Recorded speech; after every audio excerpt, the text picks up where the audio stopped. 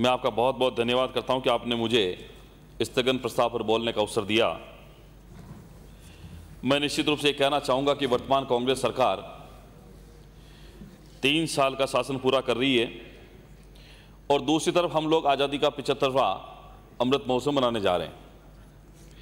इन 75 वर्षों के बाद भी गांव ढाणी में अगर किसी गरीब को, किसी किसान को अगर बिजली का कनेक्शन नहीं मिलता तो इससे बड़ा दुर्भाग्य इस राजस्थान प्रदेश का नहीं हो सकता है।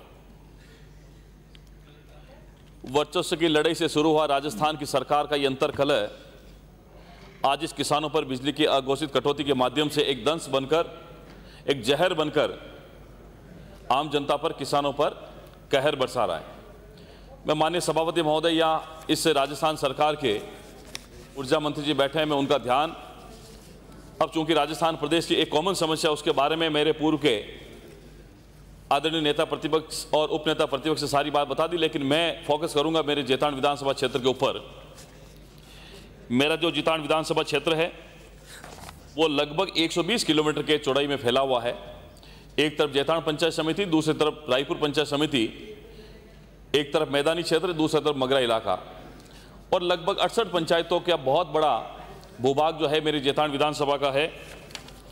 और इस समय पिछले 3-4 महीनों से जो हालात बने हैं उसमें लगभग गांवों के अंदर शाम के समय एक अघोषित बिजली कटौती हो रही है।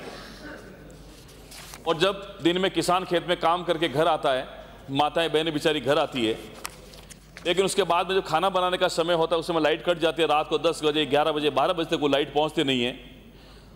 तो मेरे विधानसभा क्षेत्र के कोट किराना से लेकर डिगड़ना तक, चाउंडिया से लेकर कुड़की तक, फतेहपुरा से लेकर सराधना तक और बाबरा से लेकर गुड़िया तक, ये जो चारों तरफ का इलाका है, वहाँ के लोगों के रात को टेलीफोन आते इस बात के कि लाइट कब आएगी, मच्छर हमें काट रहे, पंखे नहीं चल रहे, लाइट नहीं है।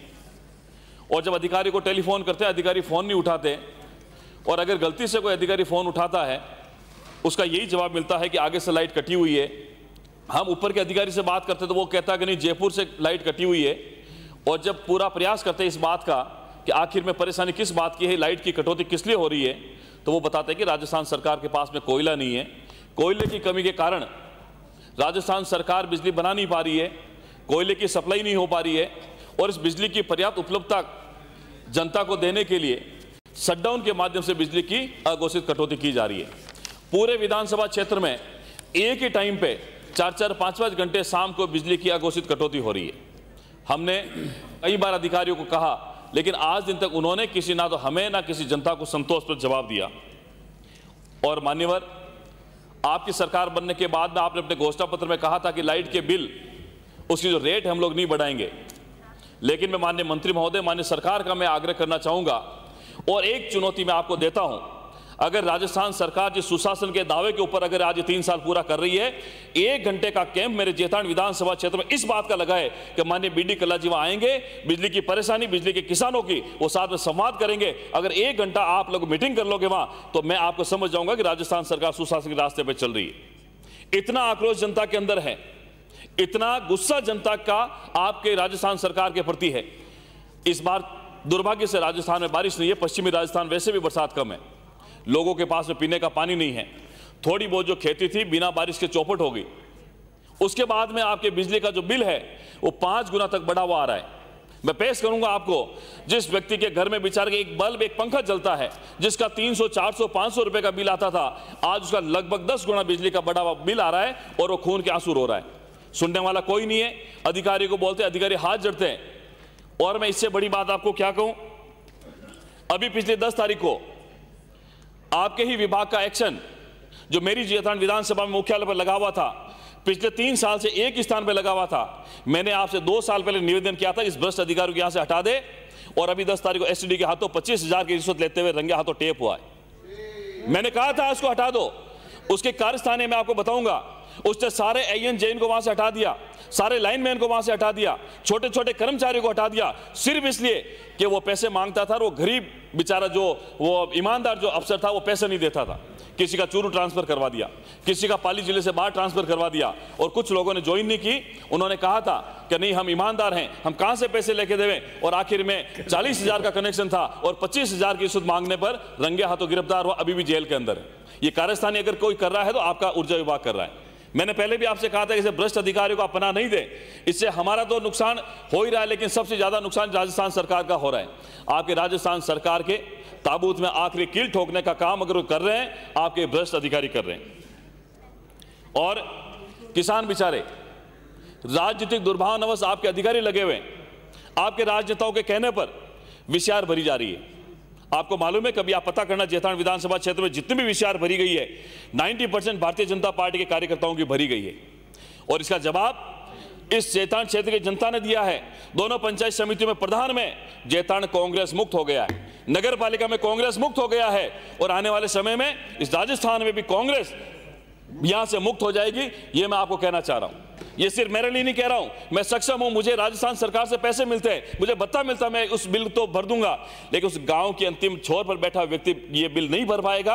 आज से जो बड़े बड़े बच्चे हैं उनका जो गुजारा नहीं हो पाता, आज 5-5, 10 हजार के बिल वो कैसे भरेगा, इस बात की चिंता करने की आपको आवश्यकता है। माननीय सभापति महोदय, मैं कुछ ज्यादा नहीं कहूंगा, लेकिन अगर गांव के अंदर एक डीपी खराब हो जाती है, एक व्यक्ति बेचारा डीपी खुद के साधन में लेके जाता है और आपके विभाग वाले कहते हैं हमारे पास में साधन नहीं है, जब होगा जब हम लोग कर देंगे। एक मीटर का कनेक्शन के नाम पे पैसे भर देते हैं, लेकिन पैसे भरने के बाद में 2-2 महीने तक उसको घुमाया जाता है। अगर कोई मीटर खराब भी हो गया, डायरेक्ट कनेक्शन कर देते हैं, लाइनमैन आके उसको शिकायत करते हैं, उसके बाद उसकी विचार भर देते हैं, उसके डिमांड के पैसे भरे होते हैं, लेकिन कनेक्शन उसको पर्याप्त टाइम में मिल नहीं पाता है।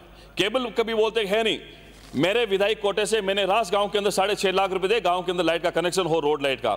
2 महीने बीत जाने के बाद में माननीय मंत्री महोदय आज दिन तक ये जवाब मिलता आ रहा है कि जोधपुर में सामान नहीं है, जब सामान आएगा तब ये लाइट का कनेक्शन हम लोग देंगे, और डिमांड राशि मेरी भरी हुई है। और भी बातें माननीय मंत्री महोदय यहाँ आपके सामने रखना चाहता हूं, लेकिन मैं तो सिर्फ इतना कहता हूं कि इस प्रकार की जो व्यवस्थाएं हैं इसको बदलने की आवश्यकता है। आपका लगभग आधे से ज्यादा समय पूरा हो गया। अगर आप ईमानदारी से जनता की समस्या की ओर ध्यान करेंगे, उस गरीब किसान के कल्याण की अगर बात करेंगे, तो आपको निश्चित रूप से आपके जो नीचे अधिकारी हैं उनकी ओर ये ध्यान दिलाना पड़ेगा कि उन गरीब लोगों की जो विषय है वो नहीं भरें, किसानों के साथ में रहें, गरीब लोगों के साथ में रहें, और ये जो विद्युत की कटौती हो रही है उसको निश्चित रूप से आप उसको खत्म करें। पर्याप्त कोयले की उपलब्धता हो नहीं हो ये जनता कभी नहीं जानती है, लेकिन ये सरकार के ऊपर इस प्रकार के जो आक्षेप लगते हैं उसको बंद करने की आवश्यकता है। मेरे जैतान विधानसभा क्षेत्र में इतना ही निवेदन है कि समय पर जो विद्युत की आपूर्ति वो सुचारू रूप से करवाई जाए, और जो एक्शन टेप हुआ है मुझे लगता है कि आप बड़े ईमानदार व्यक्ति हैं, उसको तुरंत प्रभाव से सस्पेंड करें, और यही मेरी आपसे निवेदन है। बहुत बहुत धन्यवाद। जय हिंद, जय भारत।